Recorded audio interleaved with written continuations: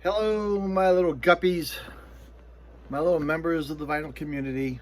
Tony P, coming at you from the basement of La Casa Grande de Perla. The Queen's upstairs, doing queenly things. She's resting. She hurt her leg, so she has to keep it elevated for a little bit.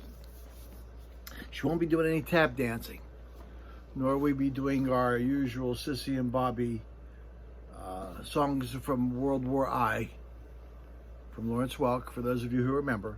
We won't be doing any of that. But what I'm really here for is a contest entry for Northern Revolutions. Rob, up in Canada, above the 48. He's up there, and he's having a contest. And he wants you to do a couple of things. Well, you have to be a subscriber, of course, you guys know that. And he'd like for you to show 3 to 5 albums that arouse a certain memory in your life. And also to give a shout out, preferably to a channel that has fewer subs than you have. So, without tarrying, as we do sometimes, let me show you my albums, if I can grab them here without falling off the chair. Let's not do this one first. Let's do this one first. Rubber Soul. And this isn't an original, this is a reissue. And when I see this album, I think of some family friends. You know, when you're Italian, you have a tendency to have a million friends, and you go and visit them. Well, back in the days, you used to go visit them over Christmas. And our Italian friends that my mom and dad knew, that they came to this country with, or were they here before us, I'm sorry. We would go visit them at Christmas time. And they had 4 daughters. One was a little younger than me, one was a little older than me. But her name was Paula. And she was a Beatles fan. Remember, this had probably been 1965, 66-ish. I think Rubber Soul just came out, and she got it for Christmas. So, and it wasn't the only album. I think she had like 3 or 4 other albums that came out. But this one was laying on the floor. And I can still even imagine it to this day. I was just staring at the album cover, and I thought, that's the wildest album cover I've ever seen. And this, I mean, it's nothing other than them looking down into the camera. But I can remember they had this huge mahogany stereo, you know, that looks like the size of a 48 Lincoln. You know, it was huge, but the sound was tremendous. And I remember it being a stereo, I think it was a stereo copy. I'm pretty sure, because I could hear it coming out, you know, both speakers. I thought that was amazing. Now, I might be wrong, okay, so don't hold me to that. Don't get mad at me if I am wrong. But to this day, I still see her frequently. Her parents are still around. They're in her 90s, and they still live next door to the original house that they lived in. And I can still hear them singing that song, and her just say how much she loved them. So that's one album that I had.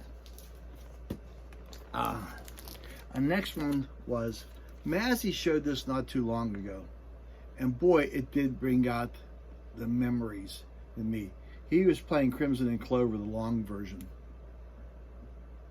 And I had a real good friend in high school whose name was Donnie.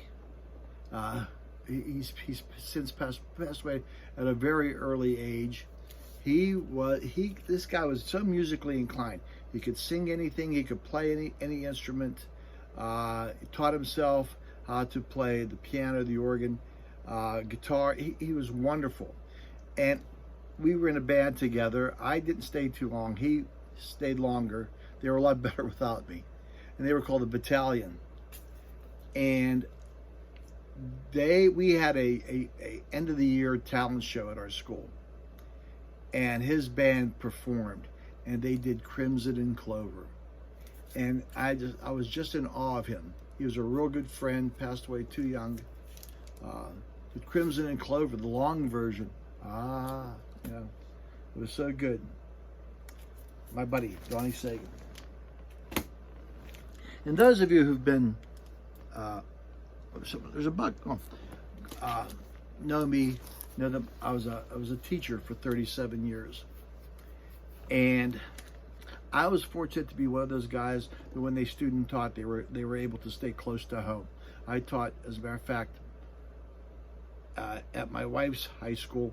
She wasn't going there. She had already graduated 3 years previously, I think. 2 years previously. And I student taught there. I had the best cooperating teacher ever. This guy was tremendous. I mean, he gave me guidance. He let me do my own thing. He was a great mentor. And if I'm any good as a teacher, it was probably mainly because of him and what he did. But I had an 8-track tape that I had listened to going to school, coming back to school, going to college, all this. And it was, of course, wrong side. Prisoner in Disguise, Linda Ronstadt. Tremendous album. And I'm a sentimental kind of guy. And I can remember it being the last day of student teaching. And I'd be done, trying to get a job after that. But the kids were fantastic. The school was great. My mentor was great. And, on this album, she has the Dolly Parton song, I Will Always Love You, that she did. Oh, look at that face. Oh, that she did before, I can't remember. Well, she did after Dolly, of course, but I can see her face, but I can't remember her name. Oh, help me, tell me who it was. It was very sentimental. So every time, not only do I see this album, but I hear that song, I Will Always Love You, will always bring back that memories of student teaching. Now that's 1975. That's more than 3 years ago. So, but those are the albums. Great album, great picture on the back. Prisoner in Disguise. John Kosh. His name Kosh did the artwork director for that one. Prisoner in Disguise, Prisoner in a Box. So one of the reasons why he did that. So there's my entry, Robin. It's great. It was a lot of fun doing this video.